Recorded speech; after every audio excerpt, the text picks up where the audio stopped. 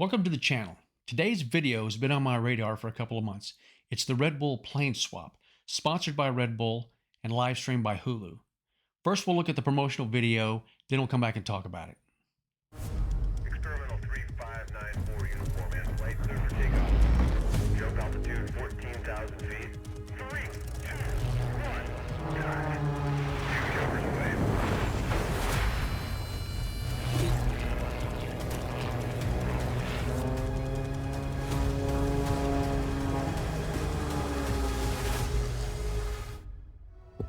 Next, I want to look at this article.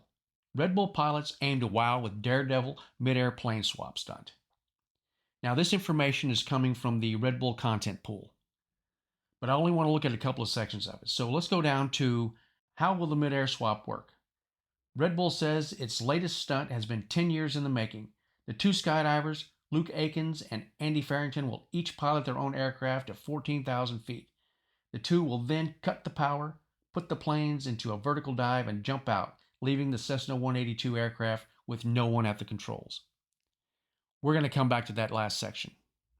Next, let's move on to Luke Aikens. So who are the skydivers? Aikens is a skydiver, airplane and helicopter pilot, and stuntman. The 48-year-old Texan grew up in a family of pilots and skydivers and was even raised as a private pilot.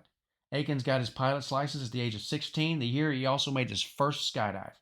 To date, he has racked up over 21,000 skydives and more than 8,750 flight hours. He's also a commercial pilot. Andy Farrington is Luke Aikens' cousin. He's 42 and has been skydiving since before he was born. According to his Red Bull profile, his mother made about 100 jumps while pregnant with him. Farrington also made his first solo skydive at the age of 16 and now has more than 2,000 skydives in his name. In addition, he has made more than 1,500 base jumps and has about 6,000 hours as a pilot, also a commercial pilot. Here's the last bit of the article I wanted to highlight. I really want to show the world that I'm not just a skydiver. We're not just crazy stuntmen, commented Aikens in a Red Bull release. We can do the engineering, we can do the design, do a real flight test program, and showcase all our talents. It takes all of these skills. Next, we're going to look at the Hulu edited recording of what actually occurred during this plane swap. So let's go to the video. Power off. Down and confirm. Mixture out. Diving.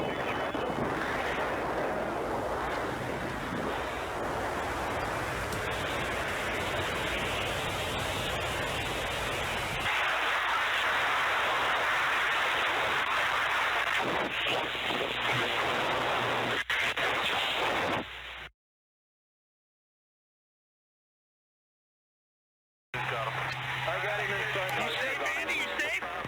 Yep, I'm all good. You just did an incredibly brave thing.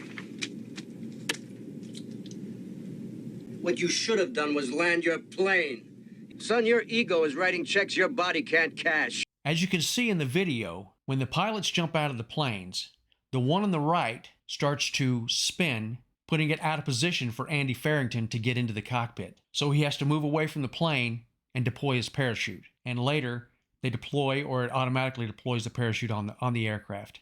The aircraft parachute deployed while the plane was a bit inverted, so it didn't deploy completely, and you could see the result of that. As you might imagine, jumping out of an aircraft and leaving it unoccupied with no pilot would probably violate a few FAA regulations. So they petitioned for the FAA to get an exemption so that they could do this. We're going to look at the FAA's response. So here is the response to their request for an exemption from the FAA, and it's dated April 22nd, 2022. So they petitioned on February 28, 2022, and added additional information on April 11th, 2022. They're going to give them a couple of reasons why, and they're going to cite the regulations. So the first reason here is Section 91.105A. Let's go ahead and take a look at that. Section 91.105. Flight crew members at stations. A. During takeoff and landing, while en route, each required flight crew member shall 1. be at the crew member station unless the absence is necessary to perform duties in connection with the operation of the aircraft or in connection with physiological needs, and 2, keep the safety belt fastened while at the crew member station. I've highlighted this section so the petitioner asserts that once the engines for both airplanes are turned off and both pilots have placed their airplanes at a 90-degree angle, the category of the aircraft will have changed mid-flight from airplanes to controlled free-falling objects at 135 miles per hour. However, the petitioner states that he learned that aircraft cannot change category mid-flight and submitted this petition for exemption. We're going to get to that in a bit. So we go down and we say, additionally, the petitioner asserts that it will have ground safety to visually confirm sterile airspace and ground space. This is going to violate a regulation they have also. And then on March 24th, 2022, in his response and in a subsequent conversation with the FAA, April 11th, 2022, the petitioner expressed that he has made media and sponsor commitments regarding this event. So this is why, when it was denied, they went ahead and did it anyway. They had commitments to the sponsor, and they didn't want to violate those. So the FAA analysis, 91105A would not be in the public interest and cannot find that the proposed operation would not adversely affect safety. First, the petition fails to address compliance with any other applicable regulations in Title 14 of the Code of Federal Regulations. During the proposed operation, such as maintaining vigilance to see and avoid other aircraft in accordance with 91113. So let's go ahead and look at 91113. Section 91.113, right-of-way rules, except water operations. B, general, when weather conditions permit, regardless of whether an operation is conducted under instrument flight rules or visual flight rules. Vigilance shall be maintained by each person operating an aircraft so as to see and avoid other aircraft. In their final statement, they say, therefore, pursuant to the authority contained in 49 U.S.C. subsections 106F, 40113, and 44701, delegated to me by the administrator, the petition of Luke Akins for an exemption from 14 CFR 91105A is hereby denied. They're going to do a stunt that is going to violate FAA regulations. They've been planning this stunt for 10 years. So they petitioned the FAA 2 months before the stunt is supposed to take place. We all know the government doesn't work that fast. So they petitioned on February 22nd, 2022, and they updated it in April. The FAA responded with a denial on April 22nd, 2022, just 2 days before the event. So they petitioned, the FAA denies, and they do it anyway. So why would they do that? Apparently, they don't fear the consequences from the FAA. And the FAA states in the petition, when they asked for additional information, that the petitioner, Luke Akins, stated that they had made media and sponsorship commitments. And that's why they went ahead with it. It wasn't about safety. The FAA is not letting them do it because of safety concerns. So they don't care about safety. All they care about is their media commitments. Their media commitments equates to money. Now I want to show you a quick clip on how they regard safety. So we sort of expected problems. I didn't think we'd have the Sawzall out before we started the day. Hey, look at that! Look at that! I left for 10 minutes. They're modifying the aircraft. There's 3 people lying on their backs underneath the plane. They're fixing components, adjusting components, and they are using a Sawzall to cut components. They're all lying on their back underneath it using a Sawzall. Not one of them has safety glasses on. Not one. So that's all I need to know about how they feel about safety, their own and everybody else's. So what price did they pay? So we're going to look at this article. The FAA suspends licenses of 2 pilots involved in failed Red Bull stunt. So now we know they suspended their license. They only suspended their licenses for 1 year. Let's go down, and I highlighted a couple sections here. Important sections. So the FAA and the stunt's lead pilot, Akins, said the attempt could have gone forward only with an exemption from the agency. So he admits it. I needed an exemption. Days after the stunt failed, Akins admitted in a statement on Instagram that the FAA had denied his request and that he went ahead with it anyway. Like I said, media commitments. Can't forget those. But the important thing here is he's going to take blame for not telling anybody else. So he says, I regret not sharing this information with my team and those who supported me. So we're to believe that he's working with his cousin for 10 years on this stunt. They're doing a program on flight testing where communication is key. You have to get an exemption from the regulations 2 months before, and 2 days before, you don't have a meeting with everybody, especially the pilot that's also going to have his license at stake, and you don't tell him, we've been denied, but we're going to do it anyway. I guess that could have happened. What that tells me, though, is if that's what happened, he doesn't know how to do a flight test program, because one of the main things in a flight test program, or any program, is communication, and he failed miserably there. So let's go ahead and look at some more of this.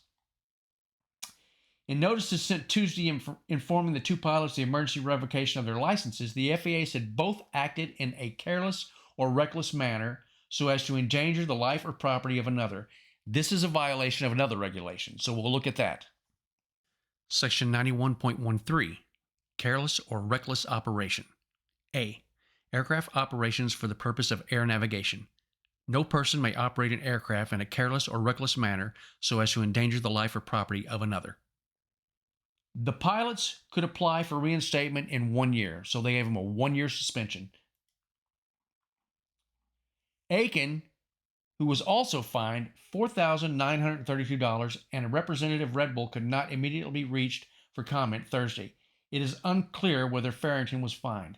$4,932. That's a very specific amount. So what is that fine for? I'd like to know. What did you do that gave that specific of amount as a fine? And did the other pilot get a fine? We don't know. 2 years later, I don't know. I can't find anything on it. I mean, we proved that it was possible. I mean, we're pushing boundaries out here. What you proved is when the pilot jumps out of the plane, more than likely it's going to crash.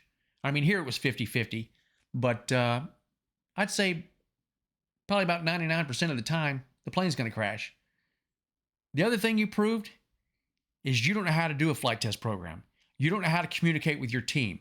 When you have something like this and you get a denial to do something, what you do is you push back, work through the problem, and see if you can come up with a solution and get your team involved. You don't just hide it from them and hope everything turns out. That's what you proved. And next we have an article from the latest, and it states Red Bull washes its hands as FAA slaps plane swap pilots hard. I don't really concur with that title, when what you did was you put the public at risk. You actually intentionally ignored the FAA's instruction not to go ahead and do this. So the agency also recommended a fine for Akins in the mysterious amount of $4,930 for leaving the pilot's seat and operating in a reckless manner. It's unclear whether a similar fine was proposed for Farrington, who did the same thing. For its part, Red Bull issued a statement washing its hands of involvement, stating this is a matter between the Federal Aviation Administration and the two pilots.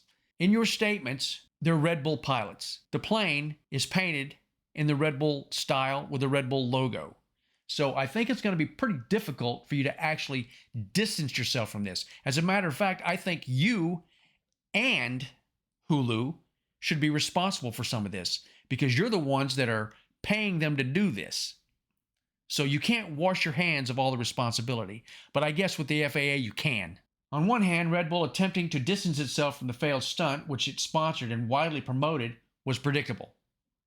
Luke Akins reported that he had sought temporary relief from applicable FARs in a letter to the FAA claiming the stunt to be in the public interest and making connections to the STEM education arena. The FAA wrote back with a polite 4-page denial to Akins' request. Media comments were in place and the stunt went ahead. Akins has claimed sole responsibility for going ahead with the stunt even after the FAA rejected the position. But that didn't stop the agency from revoking the certificate of Farrington 2 after the stunt failed spectacularly with an inverted spin to the desert floor by one of the 2 identically painted Cessna 182s. They're going to revoke his license also. I mean, he's a pilot. He knows the regulations. He knows that he's supposed to be in that seat, buckled, looking around for other planes and not operating the plane in a reckless manner, which this was. So yes, he violated all the same regulations that Luke did. The only difference is Luke is saying, I didn't tell him that we didn't get permission. But it's his responsibility, knowing that he's going to violate these regulations, to verify whether he has permission or not. 2 words transform Luke Akins from master of the universe to victim of circumstance. Those 2 words, controllable and non-flyable. In his request for exemption, he describes how the aircraft will transform from an airplane to a controlled, free-falling object. In contrast, in his explanation on the incident report to the NTSB, he describes it as transforming the airplane into a non-flyable, free-falling object. In truth, what actually happened, the aircraft that he modified and the autopilot in which he helped redesign were configured as he planned, sending the aircraft straight to the ground. From the moment he got onto the plane until the moment it hit the ground, it did exactly what he told it to do. In fact, the airplane was never non-flyable because he flew it into the ground. When it comes to the FAA investigation, from what I've read, the FAA only spoke to one guy, the chief pilot, Luke Akins, and his attorney. By his own admission, the only guy that knew the FAA denied his petition, and he decided to proceed with the stunt anyway. We have rules for a reason. His actions were intentional. Do you think the FAA conducted a proper investigation? Do you think the penalties were severe enough to prevent future bad actors from ignoring the rules? When it comes to flight, safety is the number one concern for people on the ground and for people in the air. Leave a comment.